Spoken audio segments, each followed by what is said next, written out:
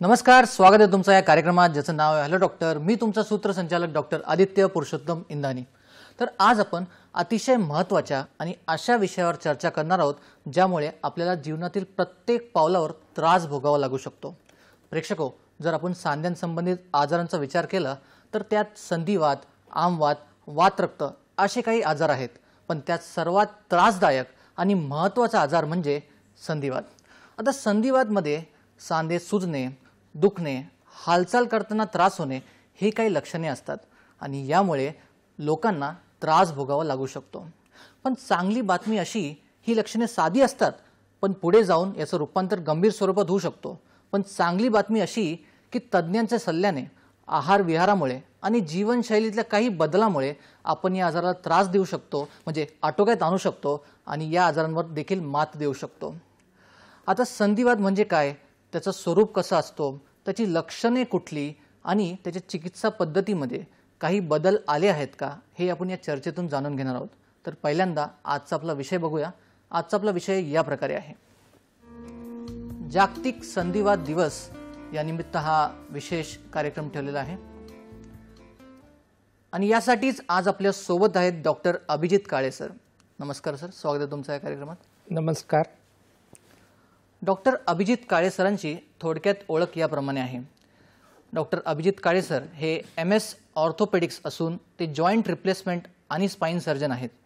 Lokmanya Tilak municipal medical college and Sion रुग्णालय अस्थिव्यंग शल्यचिकित्सा विभागात सध्या ते प्रोफेसर म्हणून कार्यरत आहेत. सायन रुग्णालय आणि सैफी रुग्णालयात त्यांना रुग्णसेवेचा 22 वर्षांचा अनुभव आहे. तर असे बहुगुणी डॉक्टर आज आपल्यासोबत आपल्या स्टुडिओमध्ये उपस्थित आहेत. तर चला आपण मुख्य कार्यक्रमाला सुरुवात करूया. सर, माझा पहिला प्रश्न तुमच्यासाठी असा आहे, संधिवातचा आपण विचार केला तर त्यात जॉईंटमध्ये पेन होणं किंवा सांध्यांना इजा पोचणे हे लक्षण आपल्याला बघायला मिळतं. पण इतरही जे सांध्यांशी संबंधित आजार आहेत त्यातही आपल्याला हेच लक्षण बघायला मिळेल. तर नेमकं संधिवाताचं स्वरूप कसं असतं, याला तुम्ही कसं बघता? संधिवात किंवा आर्थरायटिस याचे प्रामुख्याने 3 लक्षणं असतात. एक पहिलं प्रमुख लक्षण म्हणजे वेदना, दुसरं सूज जॉईंट स्वेलिंग आणि तिसरं स्टिफनेस म्हणजे सांध्यांची हालचाल कमी होणे. तर पेन, स्वेलिंग, स्टिफनेस, वेदना, सूज आणि लखडपणा हे 3 प्रामुख्याने साइन्स असतात आर्थरायटिसचे. नक्कीच सर.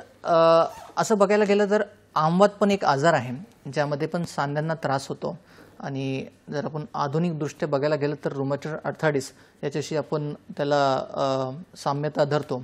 तर त्यात मॉर्निंग स्टिफनेस म्हणजे सकाळी आपल्याला जकडाट वाटणे हाडांमध्ये, त्यासोबत त्याचं ड्युरेशन जर 1.5 मंथच्या आधी असला आणि त्याचं स्मॉल जॉईंट जर इन्व्हॉल्व असले तर त्याला आपण रुमॅटॉइड आर्थरायटिस म्हणतो.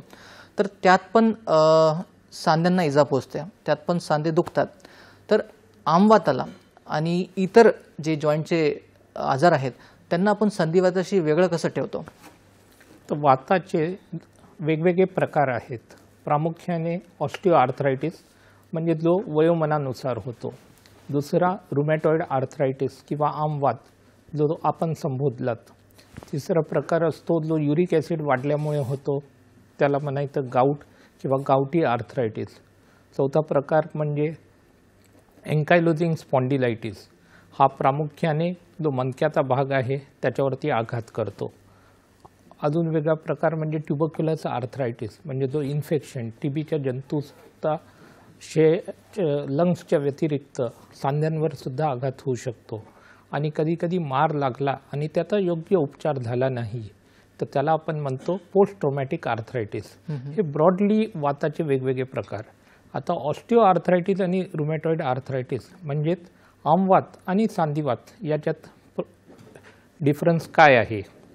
तर रुमॅटॉइड आर्थरायटिस म्हणजे आमवात याची सुरुवात एकतर कमी वयामध्ये होते, म्हणजे साधारण 15 ते 25 या वयामध्ये, ज्याला आपण म्हणतो अर्ली ऑनसेट रुमॅटॉइड आर्थरायटिस, किंवा ती उतरत्या वयामध्ये होते म्हणजे अराउंड द मेनोपॉझल पिरियड, ज्याला म्हणतात लेट ऑनसेट रुमॅटॉइड आर्थरायटिस.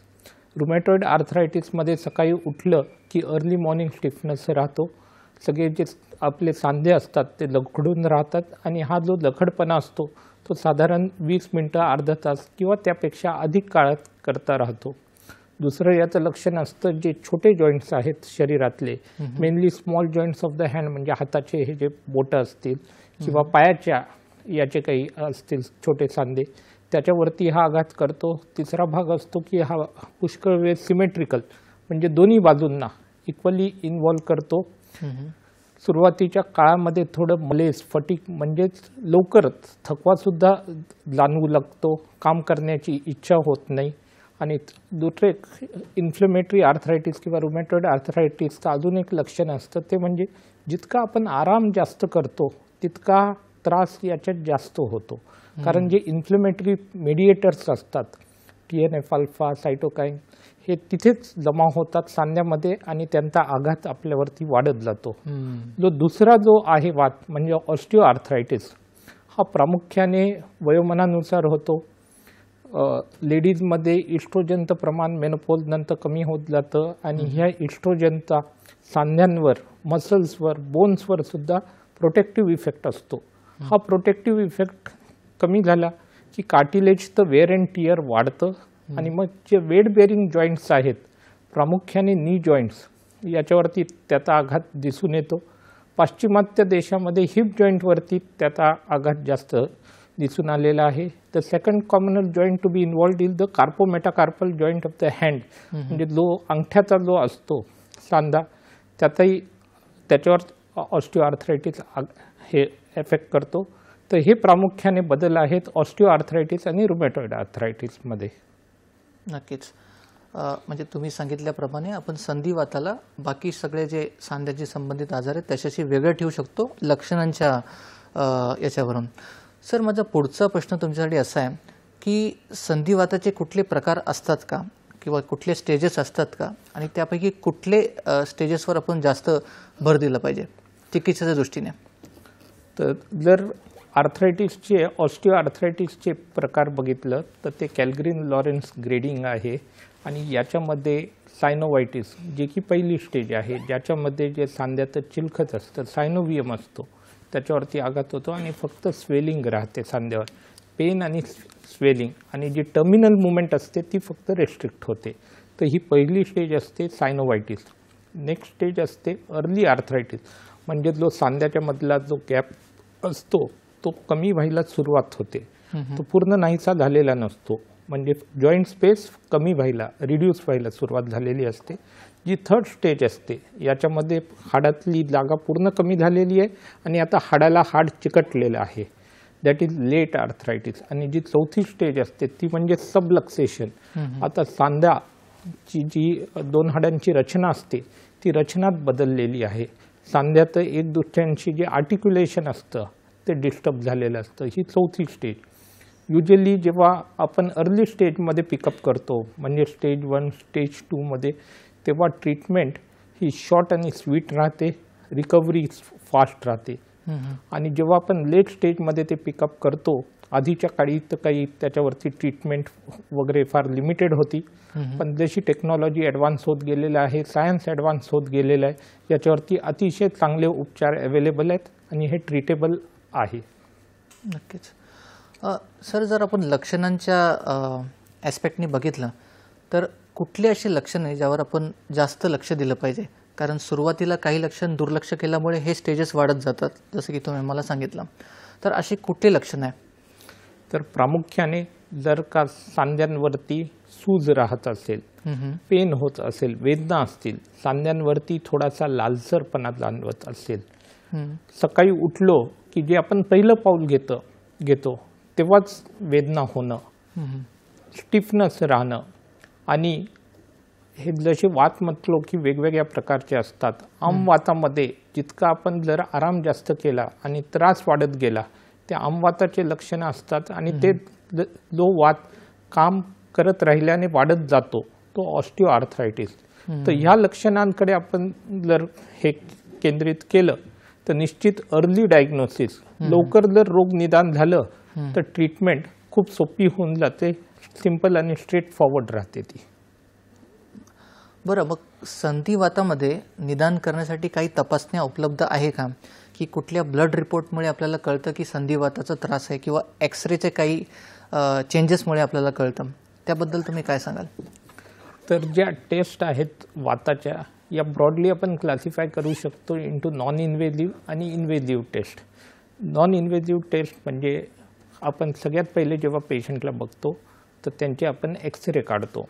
एक्सरेचा फायदा काय होतो, इथे ग्रेडिंग होतं, स्टेजिंग होतं. वात कोणत्या स्टेजमध्ये आहे हे प्रामुख्याने एक्सरेतून दिसून येतं. एक्सरे हे विशिष्ट अँगलमध्ये केले जातात. काही एक्सरे उभा राहून केले जातात, काही बसून केले जातात, काही झोपून घेतले जातात. आणि दुसरे मग टेस्ट राहते ते म्हणजे ब्लड टेस्ट. ब्लड टेस्टमध्ये प्रामुख्याने कोणत्या प्रकारचा वात आहे, टाईप काय आहे वाताचा, हे आपल्याला रक्ताचे रिपोर्ट्स दाखवतात.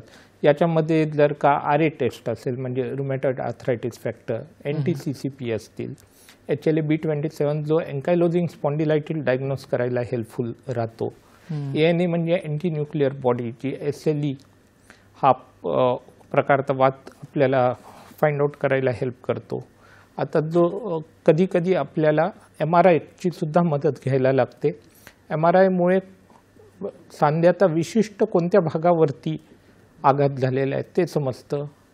आता जे नवीन MRI आलेले आहेत त्याच्यामध्ये कॉन्ड्रल मॅपिंग किंवा कार्टिलेज मॅपिंग होते. तर ज्या काही केसेस अर्ली केसेस एक्सरेमध्ये पिकअप नाहीत होत ते आपल्याला MRIमध्ये अगदी इनिशियल स्टेजमध्ये सुद्धा समजतात. जे इन्व्हेजिव्ह टेस्ट आहेत कधी कधी आपल्याला त्या भागातून बायोप्सी घ्यायला लागते, जसं की ट्युबरक्युलोसिस आर्थरायटिस असेल तर त्याच्यामध्ये आपल्याला जो तो जंतू आहे तो शोधणं गरजेचं असतं. इन्फेक्टिव्ह आर्थरायटिस किंवा ट्युबरक्युलस आर्थरायटिसमध्ये तर तिथे आपल्याला इन्व्हेजिव्ह इन्व्हेस्टिगेशन्स करायला लागतात.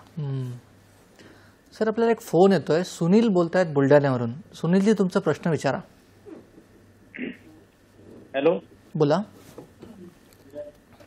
मी सुनील चौधरी बोलतो, जिल्हा बुलढाणा इथून. आज जागतिक संधिवाताच्या निमित्ताने इथे कार्यक्रम सुरू आहे. प्रश्न विचारा.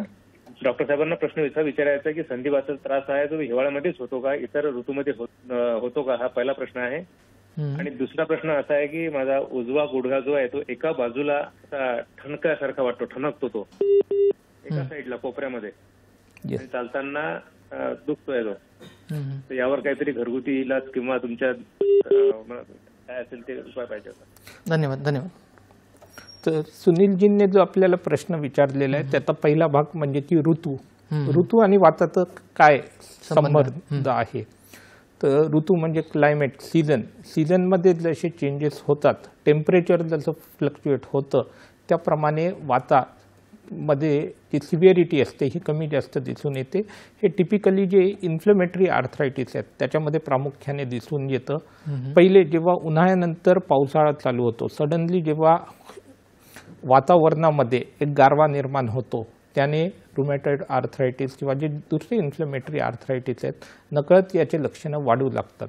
त्याच्यानंतर दिवाळीच्या नंतर जेव्हा थंडी पडते, परत जेव्हा ऋतू बदलतो, गारवाचं प्रमाण अजून वाढलेलं आहे, नकळत सगळे सांधे ताठून जायला लागतात, वात उफाळून येतो. तर येस, ऋतूचं आणि वाताचं अगदी डायरेक्ट रिलेशन आहे. जो दुसरा भाग होता प्रश्नाचा सुनीलजींच्या, तो म्हणजे की त्यांचा गुडघा ठणकतो. आता याच्यात काय आहे, नी जॉईंट, गुडघा हा वेट बेअरिंग जॉईंट आहे. सुनीलजींचं जर का काम उभा राहून जास्त असेल तर नकळत उभा राहिल्याने त्या भागावरती हे भार येतो. कधी कधी आपण काही व्यवसायांमध्ये मांडी घालून काम करतो, जमिनीवर बसून काम करतो, इथे जेव्हा गुडघा तासनतास बेंड करून राहतो, जॉईंट रिॲक्शन फोर्स वाढतो आणि नकळत आतमधलं जे कार्टिलेज आहे त्याचं विअर अँड टिअर वाढत जातो. तर जर का यांचा गुडघा दुखत असेल तर घरगुती आपण त्याच्यासाठी गरम पाण्याचा शेक घेऊ शकतो. जमिनीवर बसणं उठणं थोडंसं कमी केलं पाहिजे, गुडघ्यावरचं प्रेशर थोडंसं कमी केलं पाहिजे. नक्कीच. म्हणजे बेसिकली या आजारामध्ये काही चांगले दिवस असतात, काही वाईट दिवस असतात आणि ऋतूनुसार, वयानुसार, लिंगानुसार याचे प्रमाण किंवा लक्षणे बदलत असतात. आपण ही चर्चा असंच पुढे नेणार आहोत, पण सध्या वेळ झाली छोट्याशा विश्रांतीची. तेव्हा कुठेही जाऊ नका, पाहत राहा तुमचा आवडता कार्यक्रम हॅलो डॉक्टर.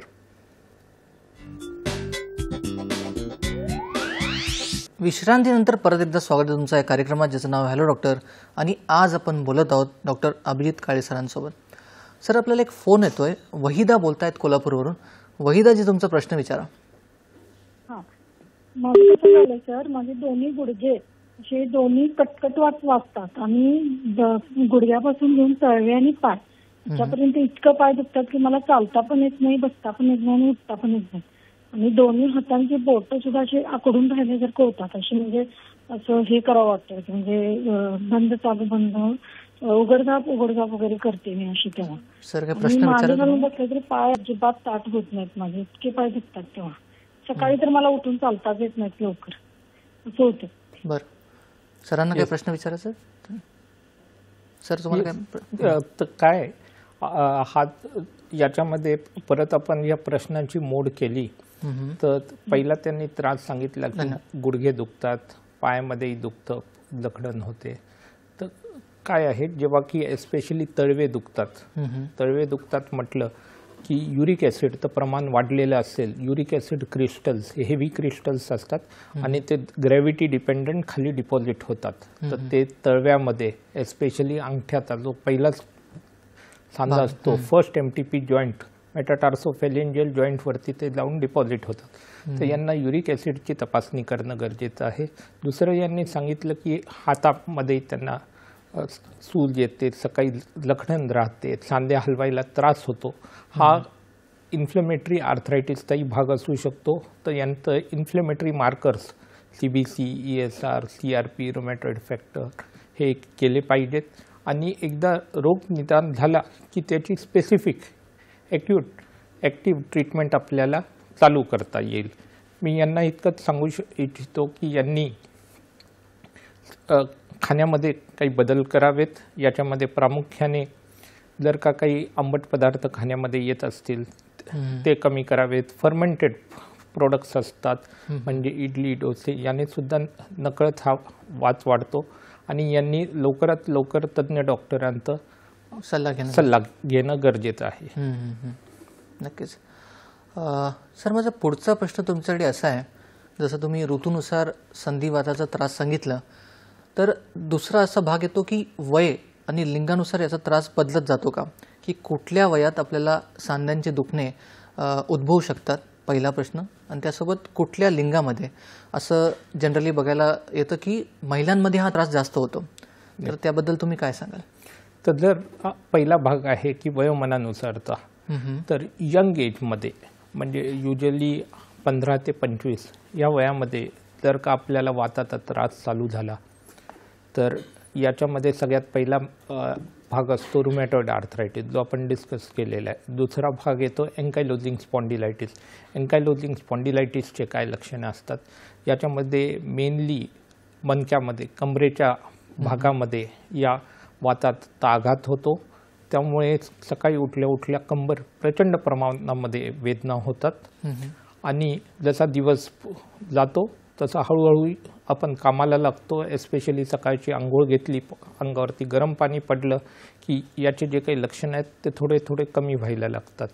तर एन्कायलोजिंग स्पॉन्डिलायटिस हा युजली कमी वयामध्ये आणि मेनली मणक्यामध्ये याची सुरुवात होते. आणि हा असेंडिंग टाईप असतो, म्हणजे सुरुवातीला कमरेला, मग पाठीला, मग मानेला याचा आघात होतो. जर का योग्य उपचार नाही घेतले तर हळूहळू सगळं स्पाईन फ्यूज व्हायला लागतो आणि नकळत आपली मुवमेंट कमी होत जाते. जी बसायची चालायची पद्धत असते त्याच्यावर सुद्धा याचा आघात होतो. दुसरं जो आहे म्हणजे उतरत्या वयातला की आफ्टर 50s किंवा 60s यामध्ये जेव्हा आपल्याला त्रास होऊ लागतो तर युजली ऑस्टिओआर्थरायटिस याची शक्यता जास्त असते. ऑस्टिओआर्थरायटिस सोबत जो लेट ऑनसेट रुमॅटॉइड आर्थरायटिस असतो तो सुद्धा ह्या वयामध्ये फ्लेअरअप होऊ शकतो. या वयामध्ये अलॉंग विथ आर्थरायटिस हाडा ठिसूळ सुद्धा पडतात. तर आर्थरायटिसच्या जोडीला ऑस्टिओपेनिया, ऑस्टिओपोरोसिस किंवा ऑस्टिओमलेशिया हे सुद्धा असू शकतात. अजून एक भाग म्हणजे कधी कधी आपण फक्त एकच वाताचा आघात असू शकतो, कधी कधी एकापेक्षा अधिक सुद्धा वात असू शकतो. म्हणजे rheumatoid arthritis along with hyperuricaemia, rheumatoid पण आहे आणि युरिक ॲसिडचंही प्रमाण वाढलेलं आहे. तर फक्त एकाच टेस्ट करून थांबलं नाही पाहिजे. अजून दुसरे भाग आहेत का, मल्टिपल प्रकार आहेत का, ते सुद्धा रूल आउट करणं गरजेचं असतं. आणि जो प्रश्नाचा दुसरा भाग होता तो म्हणजे की याचं काही सेक्सशी रिलेटेड आहे का, जेंडरशी रिलेटेड आहे का. तर येस, की युजली फिमेल्समध्ये हे आर्थरायटिसचं प्रमाण नकळत जास्त बघितलं जातं, एस्पेशली इन्फ्लेमेटरी आर्थरायटिस. आणि इवन ऑस्टिओ आर्थरायटिस जो आहे हा फिमेल जेंडरमध्ये जास्त कॉमनली बघितला जातो. बरं, म्हणजे महिलांमध्ये याचं प्रमाण जास्त आहे. त्याचं कारण काय असू शकतं? म्हणजे युजली महिलांमध्ये जो इस्ट्रोजन जेव्हा विड्रॉ होतो त्याचा जो प्रोटेक्टिव्ह इफेक्ट आहे बोन्स, कार्टिलेज, मसल्सवरती, तो कमी झाल्याने त्याचा आघात होतो. जर का त्यांना हालचाल नसेल, जर का नकळत स्थूलपणा वाढत गेलेला असेल, त्याने सुद्धा याच्यावरती आघात होतो. दुसरं, बऱ्याचदा महिला घराच्या बाहेर पडत नाहीत, त्यांना सनलाईट एक्सपोजर कमी मिळतं, त्याने नकळत व्हिटॅमिन डीचं प्रमाण कमी राहतं. आहार व्यवस्थित नसेल तर त्याचा सुद्धा याच्यावरती परिणाम होतो. बरं सर, तुम्ही आम्हाला संधिवाताचे स्टेजेस सांगितले, त्याच्यात स्टेज 1, 2, 3 आणि 4 स्टेज सांगितले. तर 4 स्टेजपर्यंत जे जॉईंट असतात ते पूर्ण फिक्स होऊन जातात, सबलक्षण, जसं की तुम्ही आम्हाला सांगितलं. तर समजा हे 4 स्टेजपर्यंत पोहोचायचं नसेल तर आपण उपचार पद्धतीमध्ये काय करतो? तर जर का आपल्याला हा निदान इनिशियल स्टेजमध्ये झालेलं आहे, स्टेज 1, स्टेज 2, आणि जर आपल्याला याचं प्रोग्रेशन स्लो डाऊन करायचं असेल, अरेस्ट करायचं असेल, तर याच्यामध्ये मल्टीडिसिप्लिनरी अप्रोच राहतो. पहिला भाग आहे की पहिले योग्य टेस्ट करून रोग निदान करणं. निदान हा याच्यातला सर्वात महत्त्वाचा भाग आहे. कोणत्या प्रकारचा वात आहे तो समजावून घेणं हा सगळ्यात महत्त्वाचा भाग आहे. एकदा आपल्याला वात समजला कोणत्या प्रकारचा आहे, मग दुसरा भाग येतो त्याच्यावरची योग्य ती मेडिकल लाईन ऑफ ट्रीटमेंट ही चालू झालेली पाहिजे. त्याच्यानंतर पुढचा भाग येतो की फिजिओथेरपी. आपल्याला हालचाल केली पाहिजे, जे सराउंडिंग मसल्स आहेत त्यांना स्ट्रॉंग बनवलं पाहिजे. त्याच्यानंतरची स्टेज येते की डाएट. काही आपल्याला खाण्यापिण्यामध्ये चेंजेस करायला लागतील. आता उदाहरणार्थ सांध्यांना गरज आहे कॅल्शियमची, व्हिटॅमिन डीची आणि प्रोटीन्सची. तर कॅल्शियम आणि व्हिटॅमिन डी हे प्रामुख्याने जे डेअरी प्रोडक्ट्स आहेत, जे दुधाने तयार केलेले प्रोडक्ट्स आहेत, याच्यामध्ये अधिक मात्रामध्ये दिसून येतं. इवन अंड्यांमध्ये, चिकनमध्ये, साल्मन फिशमध्ये याचं प्रमाण जास्त आढळतं.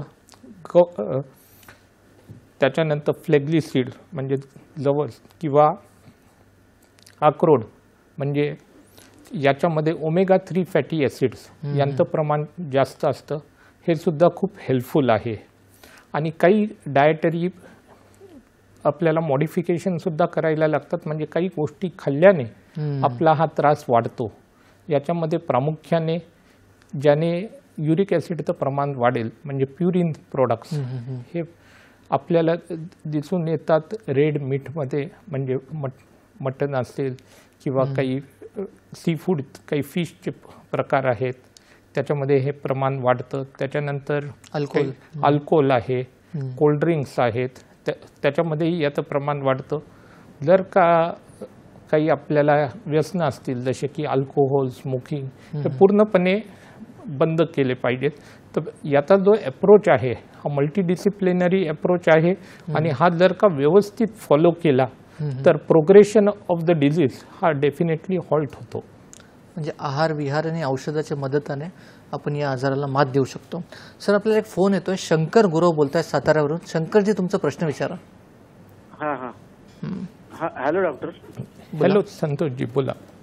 बरं, माझा प्रश्न असा आहे की माझा एकच गुडघा दुखतो आणि त्यामुळं मला मांडी घालताना त्रास होतोय आणि बराच म्हणजे असं चालताना पण म्हणजे बराच वेळ खड्ड्यातून वगैरे चाललं तरी त्रास तर त्या गुडघ्याचाच होतो.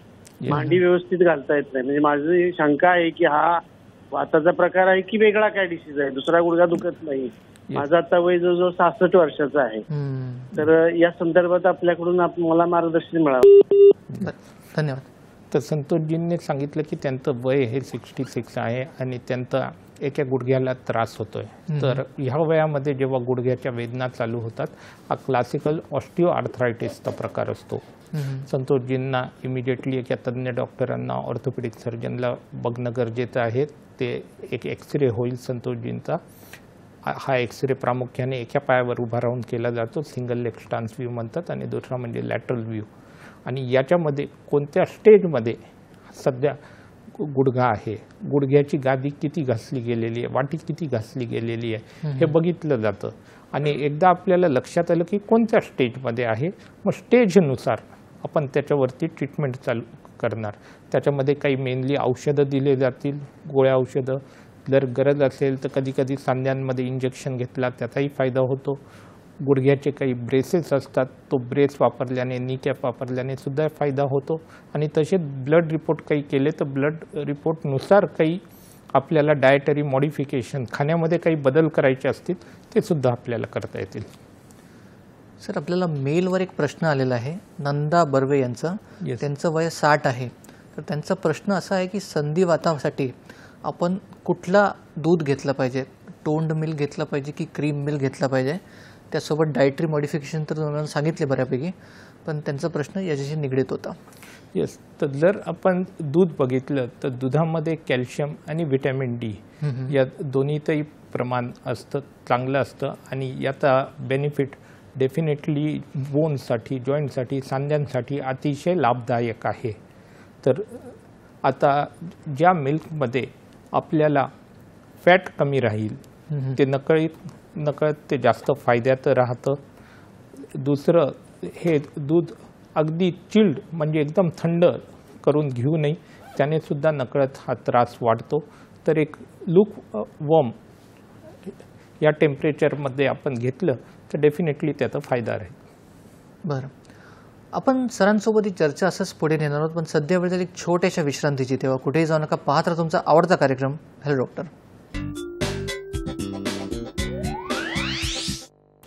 विश्रांतीनंतर परत एकदा स्वागत आहे तुमचं या कार्यक्रमात, ज्याचं नाव आहे हॅलो डॉक्टर. आणि आज आपण बोलत आहोत डॉक्टर अभिजित काळे सरांसोबत. सरांनी विश्रांतीच्या आधी संधिवाताचं स्वरूप कसं असतो, त्याची कारणे कुठली, त्याची लक्षणे कशी असतात आणि त्याची चिकित्सा पद्धती साधारणतः कशी असते हे आपल्याला समजून सांगितलं. सर, माझा पुढचा प्रश्न उपचार पद्धतीशी निगडीत आहे. मला असं विचारायचं आहे की तुम्ही स्टेज 4 बद्दल सांगितलं, जिथे जॉईंट फिक्स होऊन जातो. मग अशा वेळी ऑपरेशनची गरज पडू शकते की ज्यामध्ये आपण जॉईंट रिप्लेस करतो.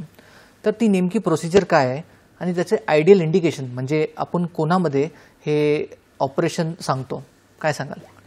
तर हा जी स्टेज 4 असते, समजा ऑस्टिओ आर्थरायटिस आहे, 65 वर्षाचे रुग्ण आहेत, तर यांना जो त्रास असतो प्रामुख्याने गुडघ्यावरती प्रचंड वेदना होत राहतात, स्वेलिंग असते म्हणजे सूज असते, आणि गुडघा हा स्टिफ झालेला असतो म्हणजे पूर्ण त्याची मुवमेंट होत नाही. मांडी घालणं शक्य नसतं, जमिनीवर बसणं शक्य नसतं, इंडियन टॉयलेट वापरता येत नाही, जिने चढताना उतरताना त्यांना त्रास होऊ लागतो. हे सर्व लक्षणं असतात की आता हा सांधा स्टिफ झालेला आहे. दररोज कमीत कमी एक तरी पेनकिलरची गोळी खायला लागते. याचा अर्थ असतो की आता सांध्याचा जो आघात आहे वातातला हा ॲडव्हान्स स्टेजमध्ये गेलेला आहे. सगळ्यात पहिले आपण एक्सरे करतो. जेव्हा एक्सरेवरती हाडाला हाड चिकटलेलं दिसून येतं, तिथे कसल्याही प्रकारचं आता कार्टिलेज शिल्लक नसतं. आता याला ऑपरेशन शिवाय पर्याय नसतो. कधी कधी याच्यात जेव्हा सबलक्सेशन होतं स्टेज 4 मध्ये, तेव्हा चालण्यामध्ये सुद्धा बदल होतात. वॅडलिंग गेट म्हणजे बदक जसं चालतं तसं नकळत आपल्या चालण्यामध्ये सुद्धा बदल येतात. आता मग एकदा हे डिसिजन झालं की आता याच्यामध्ये गोळ्या औषधांचा काही फरक नाही होणार, याच्यात इंजेक्शन पण काम नाही करणार किंवा कोणते पट्टे वापरले किंवा फिजिओथेरपीचाही फायदा होणार नाही, तेव्हा मग आपण शस्त्रक्रियेची तयारी चालू करतो. याच्यामध्ये पहिले सगळे जे इन्व्हेस्टिगेशन्स असतात ते बघितले जातात. बॉडी फिट आहे का, ही शस्त्रक्रिया ते बेअर करू शकते का हे पाहतो आपण. आणि एकदा आपण ते ठरवलं करायचं की याच्यामध्ये जर का गुडघ्याचा भाग घेतला, खालतं बोन म्हणजे टिबिया आणि वरती असतो फिमर, याच्यात जो भाग आर्टिक्युलेट होतो, एक दुसऱ्यांच्या सानिध्यात येतो, त्या भागाचं जे चिलखत जे खराब झालेलं असतं ते आपण एका विशिष्ट आकारामध्ये प्रकारामध्ये कट करतो आणि जे अत्याधुनिक जे सांधे आहेत त्याला आपण या हाडावरती सिमेंटच्या साह्याने चिटकवतो. त्याने जो भागात पूर्वी एक दुसऱ्याला घासत होता त्याच्यातून आवाज येत होता, आता नवीन आपण आर्टिफिशियल जॉईंट तिथे तयार केलेला आहे.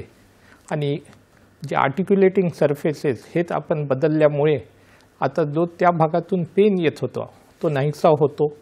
दुसरं म्हणजे जे पायाचा आकार बदललेला होता, गुडघ्याचा आकार बदललेला, नकळत एक बाक निर्माण झालेला, हा बाकसुद्धा निघून जातो. पाय अगदी सरळ होतात. जी मुवमेंट असते, जी हालचाल असते ती रिस्टोर होते. जी रोज पेन किलर खायची आपल्याला गरज पडत होती ती नाहीशी होते.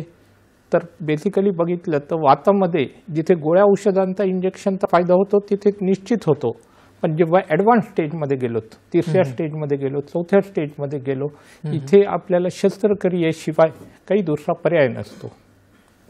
सर, असं बोललं जातं की हे जॉईंट रिप्लेसमेंट जे आहे याला जेवढं आपण प्रोलॉंग करू, म्हणजे जेवढं आपण लेट करूया तेवढं चांगलं.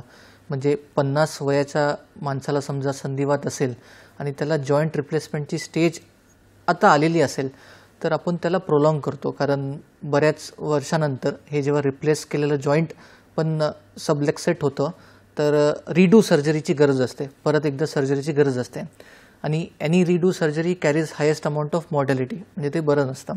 तर तुम्ही याबद्दल काय सांगाल की आत्ता असे काही प्रोस्थेटिक्स किंवा आधुनिक पद्धती आहेत का ज्यामुळे हे सर्जरी, रिडू सर्जरी आपण अवॉइड करू शकतो?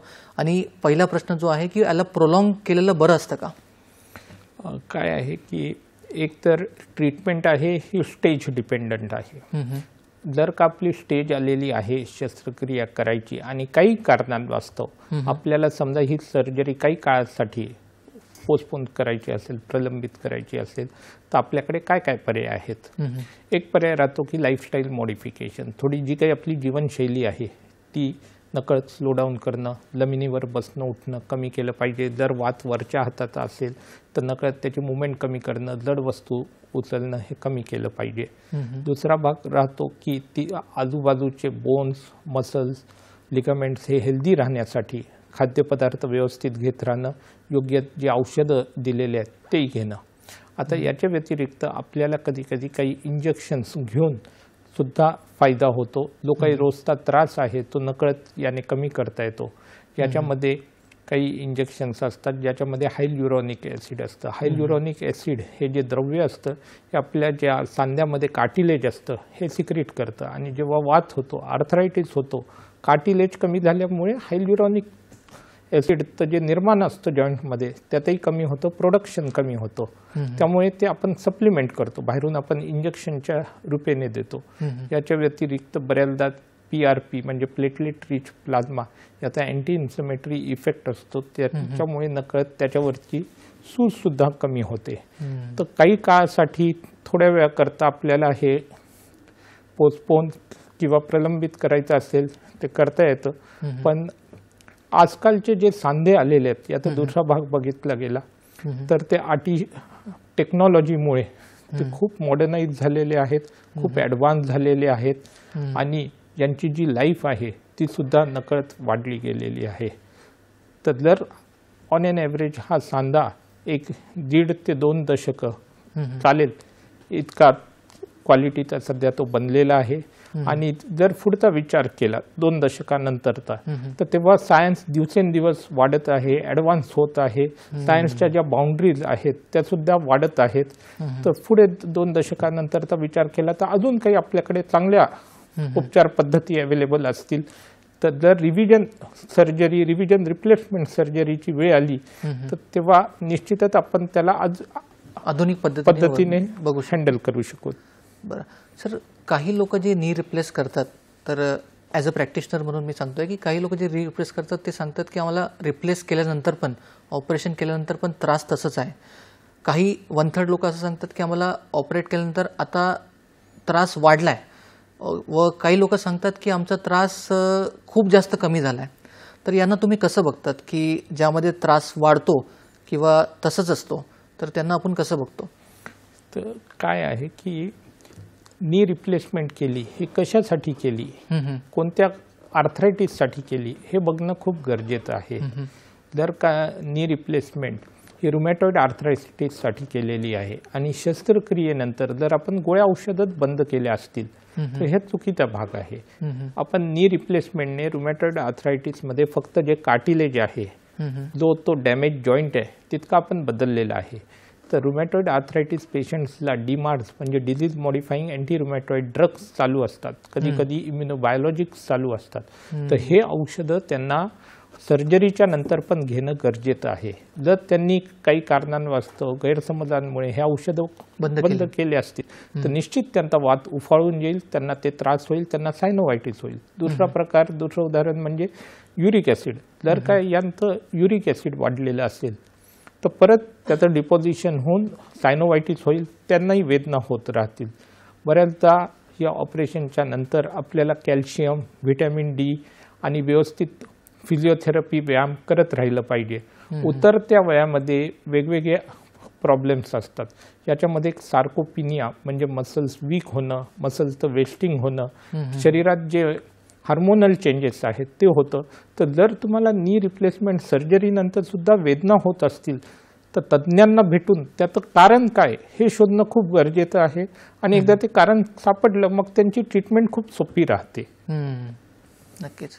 आणि त्यासोबत मसल्स किंवा तुम्ही पेशींचं सांगितलं त्याबद्दल आपण चर्चा करूयाच.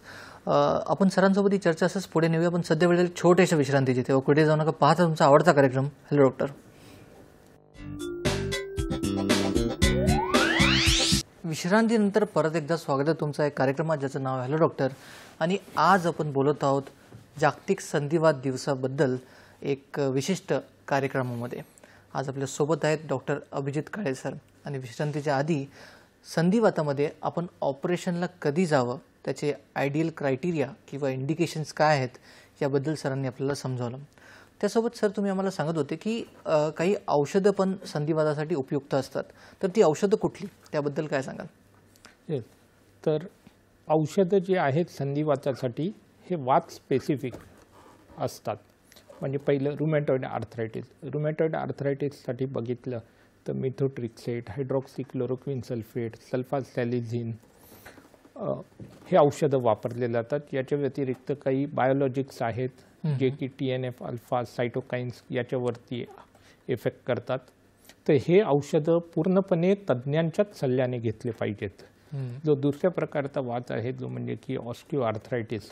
ऑस्टिओआर्थरायटिसमध्ये जर वेदना जास्त असतील कमीत कमी पेन किलर घेतले पाहिजेत. सपोर्टिव्ह मेडिसिन्समध्ये आपण कॅल्शियम, व्हिटॅमिन डी देतो. आजकाल काही कार्टिलेज प्रोटेक्टिंग ड्रग्ससुद्धा येतात, जसे की ग्लुकोजामाइन असेल, कॉन्ड्रेटिन सल्फेट असेल, यांचाही वापरला केला जातो. त्याच्यानंतर जर का गावठी आर्थरायटिस असेल म्हणजे युरिक ॲसिड वाढलेलं आहे तर मग युरिक ॲसिड कमी करण्यासाठी आपण कॉल्चिसिन देतो, फेबिक्सोस्टॅट देतो. चौथा प्रकार म्हणजे जर का ट्युबरक्युलोसिस आर्थरायटिस असेल त्याच्यासाठी मग जी AKT म्हणजे जी ट्युबरक्युलोसिसची जी ट्रीटमेंट असते तीच घ्यायला लागते. तर गोळ्या औषधं काय घ्यायचे हे पूर्णपणे हा वाताचा कोणता प्रकार आहे त्याच्यावरती अवलंबून असतं. हे त्यांना कायमचं घ्यावं लागू शकतं का, म्हणजे काही वाताच्या प्रकारामध्ये? येस. तर हा एक खूप मोठा गैरसमज आहे समाजामध्ये की एकदा तो वाद झाला की तो बरा होत नाही आणि गोळ्या औषधं हे कायमचे घ्यायला लागतात. हा पूर्णपणे गैरसमज आहे.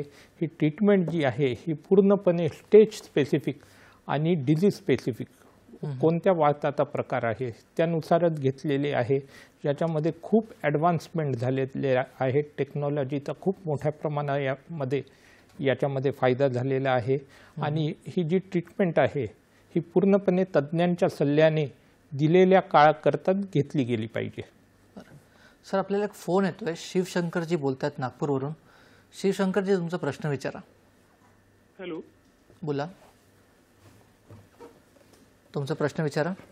हा शिवशंकर कवडे बोलतोय. नमस्कार सर. सर संधिवातामध्ये नेमके कोणते व्यायाम करायला पाहिजे?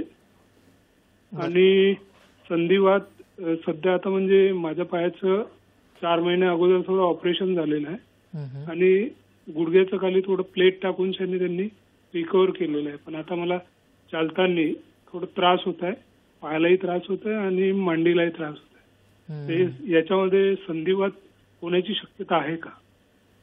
धन्यवाद. काय सांग? माझं वय जवळपास 41 आहे. बरं, धन्यवाद. तर कवडेजींच्या प्रश्न 2 भागात आहेत. पहिला भाग आहे की काय व्यायाम केले पाहिजे वातामध्ये. तर वातामध्ये जे काही आपण एक्झरसाइज करतो हे नेहमी लो प्रेशर एक्झरसाइजेस केले पाहिजेत. याच्यामध्ये जे रेंज ऑफ मुवमेंट एक्झरसाइजेस म्हणजे सांधा पूर्ण त्याची जी रेंज असते त्याच्यामध्ये तो हलवत राहिला पाहिजे. आणि दुसरा भाग असतो आयसोमेट्रिक एक्झरसाइजेस म्हणजे जे मसल्स त्या सांध्या हलवण्यासाठी काम करतात ते मसल स्ट्रॉंग बनवणं हा त्याचा दुसरा भाग असतो. तो फिजिओथेरपिस्टच्या सल्ल्यानुसार योग्य ते व्यायाम योग्य त्या स्टेजमध्ये आपल्याला करता येतात. कवडेजींचा दुसरा प्रश्न होता की त्यांना नुकताच मार लागलेला, हाड मोडलेलं, फ्रॅक्चर झालेलं आणि त्याच्यासाठी एक प्लेट लावलेली आहे. आणि त्यांच्या मनात एक शंका आहे की काय त्यांना वात होईल का, आर्थरायटिस होईल का, म्हणजे त्यांना पोस्ट ट्रॉमॅटिक आर्थरायटिस होईल का. हा जो सांधा जो काही त्यांना फ्रॅक्चर होतं जर का हे सांध्याच्या बाहेर असेल म्हणजे त्याला म्हणायचं एक्स्ट्रा आर्टिक्युलर फ्रॅक्चर. एक्स्ट्रा आर्टिक्युलर फ्रॅक्चरमध्ये आर्थरायटिस होत नाही. जर का इंट्रा आर्टिक्युलर फ्रॅक्चर असेल आणि तो सांधा अगदी व्यवस्थित बसवलेला असेल तर पुन्हा त्याच्यामध्ये आर्थरायटिसची संभावना नसते. तर कवडेजी निश्चिंत राहा, तुमचे उपचार पद्धती चांगलेच झाले असणार आहेत. तुम्ही तज्ज्ञांकडे उपचार घेतलेले आहेत, प्लेट लावून घेतलेली आहे. तर मनामध्ये काही शंका ठेवू नका, भीती ठेवू नका. तुमचे तज्ज्ञ जे तुम्हाला सल्ला देतील तो फक्त तुम्ही फॉलो करा आणि तुम्ही याच्यातून निश्चितपणे बाहेर याल. नक्कीच. सर, औषधांसोबत तुम्ही फिजिओथेरपीचा उल्लेख केलेला, तर फिजिओथेरपीचा कितपत संधिवातामध्ये फरक होऊ शकतो जर आपण संधिवाताच्या दृष्टिकोनातून बघितलं तर? तर जर आपण फिजिओथेरपी बघितली तर फिजिओथेरपी हा घटक आपल्याला 2 भागामध्ये डिवाइड करता येईल. पहिलं असतात हीट मोडॅलिटीज आणि दुसरं असतात वेगवेगळ्या प्रकारचे व्यायाम. तर ज्या हीट मोडॅलिटीज आहेत याच्यामध्ये ultrasonic waves, short wave diathermy, Faraday stimulation, micro current, हे जे वेगवेगळ्या हीट मोडॅलिटीज आहेत या हीट मोडॅलिटीजमुळे इन्फ्लमेशन हे कमी होतं. जे वेदना आणि सूज आहे हा भाग कमी होतो. याच्यामुळे नकळत पेन किलर घ्यायची गरज कमी होऊन जाते, डोस कमी होऊन जातो. फिजिओथेरपीचा जो दुसरा भाग आहे तो म्हणजे की एक्झरसाइजेसचे परत 2 भाग येतात. एक असतात रेंज ऑफ मुवमेंट एक्झरसाइजेस आणि दुसरे आयसोमेट्रिक एक्झरसाइजेस.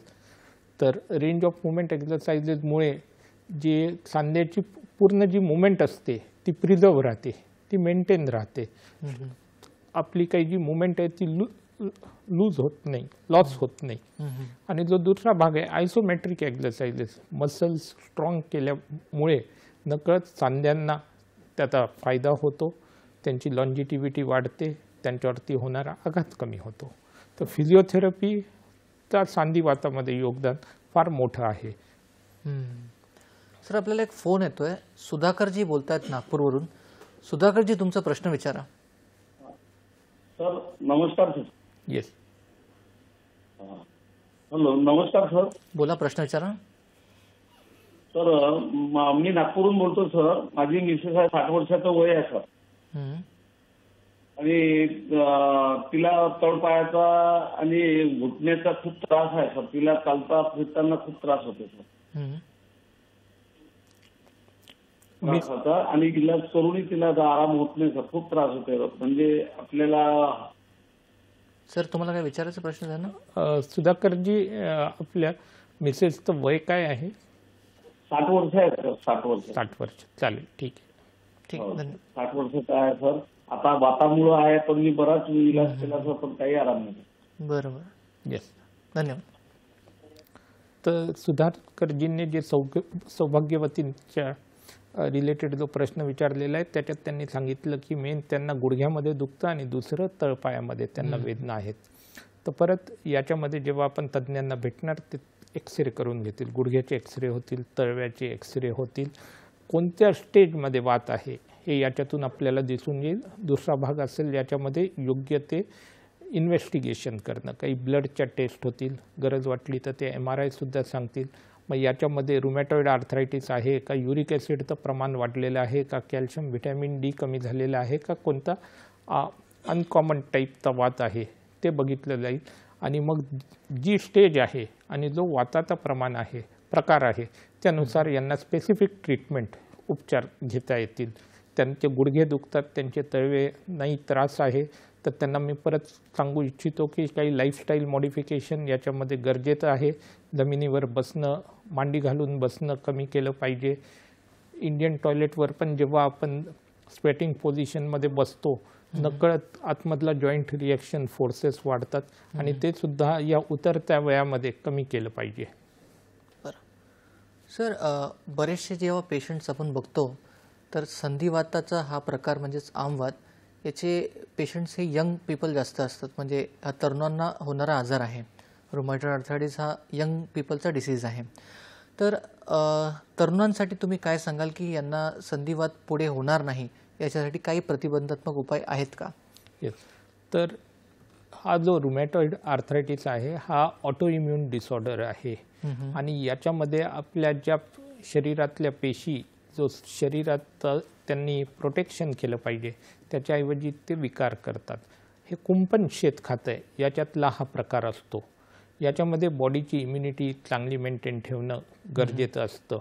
याच्यासाठी त्यांनी एकदा तज्ज्ञांचा सल्ला घेतला, कोणत्या प्रकारचा तो वात आहे, इन्फ्लेमेटरी आर्थरायटिसचे प्रकार आहेत, तो एकदा सापडला आणि त्याची योग्य ती ट्रीटमेंट घेतली की ती अतिशय लाभदायक ठरते. कॉमनली असं बघितलं जातं, थोडे दिवस आपण ट्रीटमेंट घेतो आणि ती डिस्कंटिन्यू करतो. एकदा फरक पडला की आपण ती सोडून देतो.